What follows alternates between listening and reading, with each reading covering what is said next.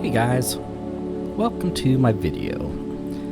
Today I am going to walk you through and show you me making a Mimic dice box. So this is actually a box I found on Etsy. I will put the Etsy vendor down in the description, so if anyone's interested and has a laser to cut it out with, you can go there and get it. I found that Etsy is actually a great place to get a lot of cool different laser patterns. So here I am breaking out all the pieces.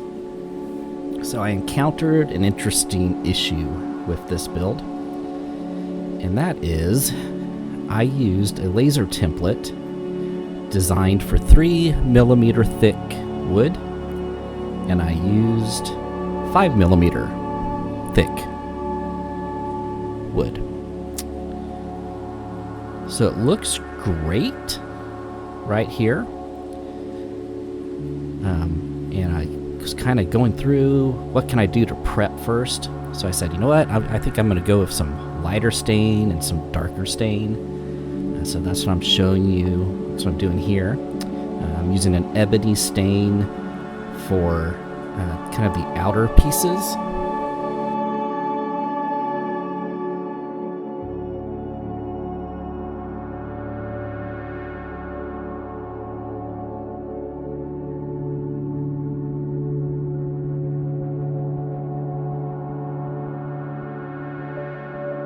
Then I decided to use a brown cherry stain on some of the pieces. I wanted to get a nice little two-tone look to it.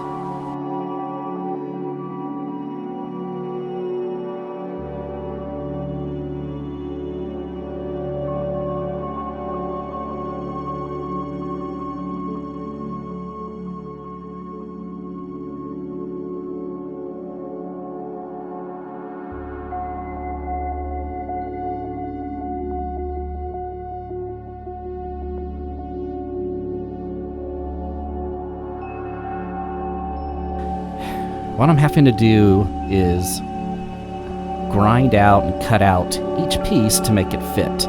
As I was mentioning, each one was made for a 3mm tolerance, and this is 5mm, so that means a lot of the pieces are too thick to slide into the different slots. I decided it might actually make a cool video of showing how I made it work. But this definitely falls under the always be testing, ABT. Always make sure you're checking measurements, checking patterns, checking your wood thickness.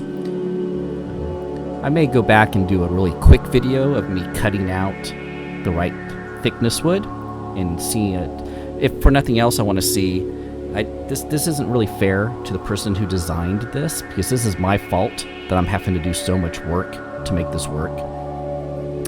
So much extra work. So it's not a fair demo for the creator of this. So I probably will go back and cut this out, and maybe I'll do a time trial. If you think that'd be cool, leave a comment down below.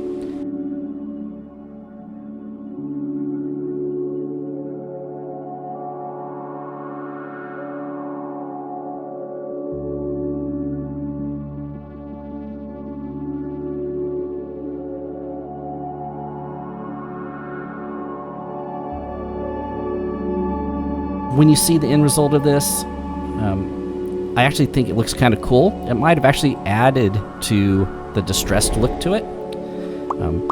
But basically what I'm doing here is I'm notching out these pieces so they will fit into the notches. This one here, I'm creating the top of the box. My little Dremel tools are getting a workout, that's for sure. Those are just a couple little inexpensive cordless ones, an actual Dremel. The little orange one you see me using, that's actually a really inexpensive one that I found on Amazon. I can't even remember the brand name, but it works great for little things like this. One little problem with some of this plywood is, yeah, little edges, little thin parts like that make it hard.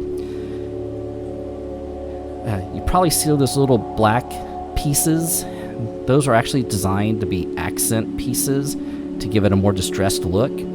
I had to abort on those pieces, so that's could be another cool piece if I show it being done correctly. So yeah, I think I've definitely convinced myself. Leave a comment down at the bottom. Tell me what should be my challenge. How fast should I challenge myself to assemble one of these where I'm not having to use my Dremel?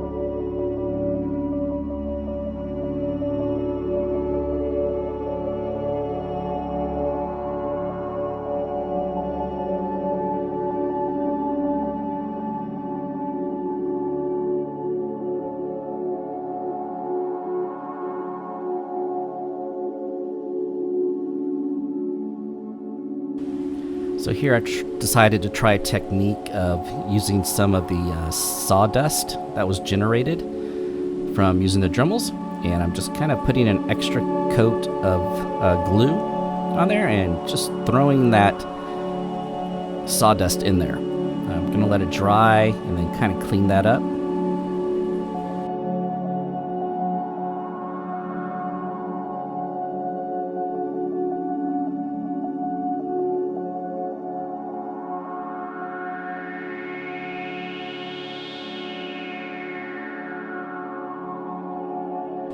One thing I've noticed while I was building it is that I think it's great to do the pre-work of staining all the pieces, but in this case, I'm definitely gonna have to go back and add more stain to it.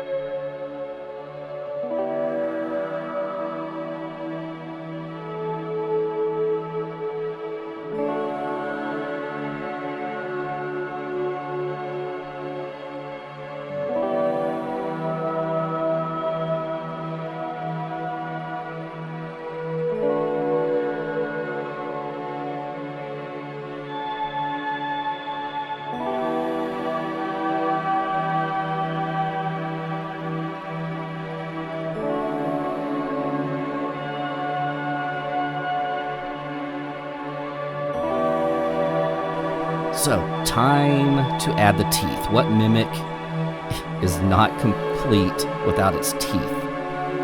Or maybe what Mimic is complete without its teeth? I don't know. It needs teeth. I'm adding teeth, gluing these in. Looks like I'm adding dentures to it. There you go again, a little tolerance problem. Nothing a little Dremel can't fix.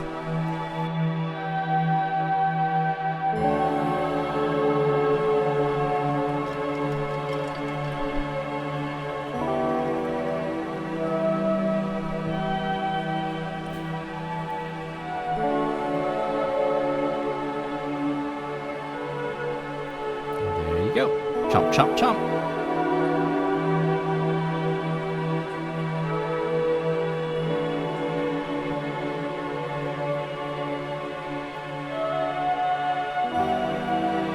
time for some eyes.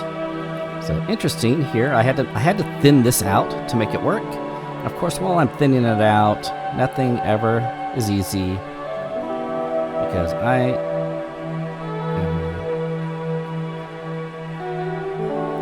so I'm basically, oh, see that?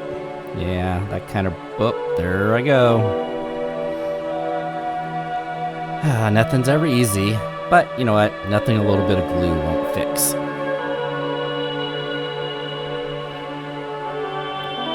This is definitely a project that I could have gotten frustrated with a lot of times, many times through the project.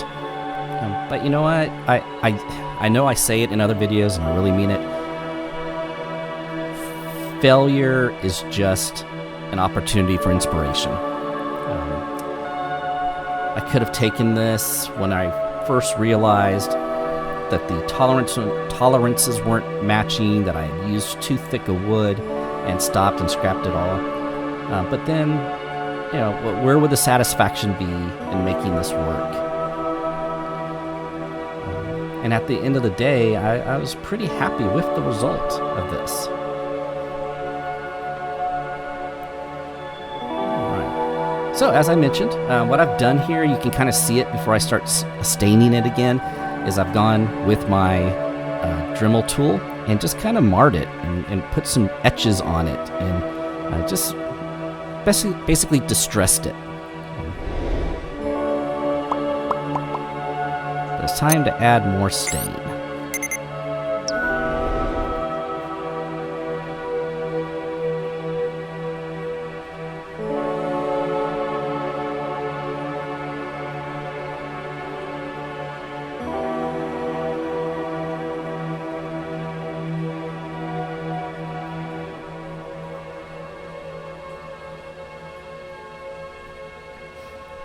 Having done the pre-staining and now just having to go back and kind of fix all the little pieces definitely makes it worth spending that time at the beginning of staining each piece, because that way I didn't have to try to do this all at once, which probably would have been a fiasco.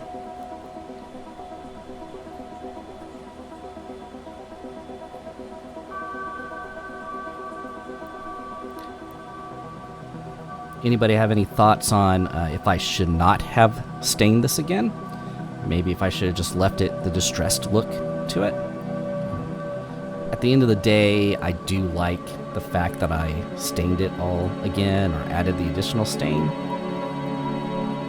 But I could see where someone might like the distressed look. Hey, who's to say a Mimic wouldn't go that extra step of camouflaging itself?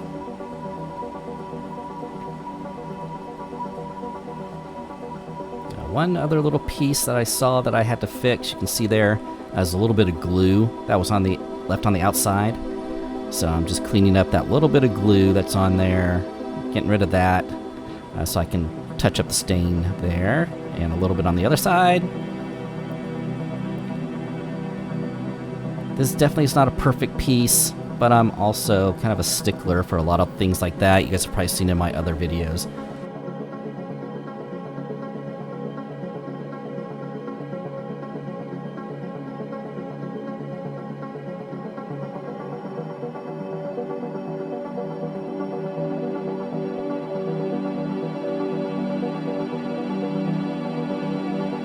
Hey everybody, thanks for watching my video. If you enjoyed it, please hit like, leave a comment, share it with your friends, and if you haven't subscribed already, please subscribe to the channel. Thanks again for watching the video, and I'll see you next time.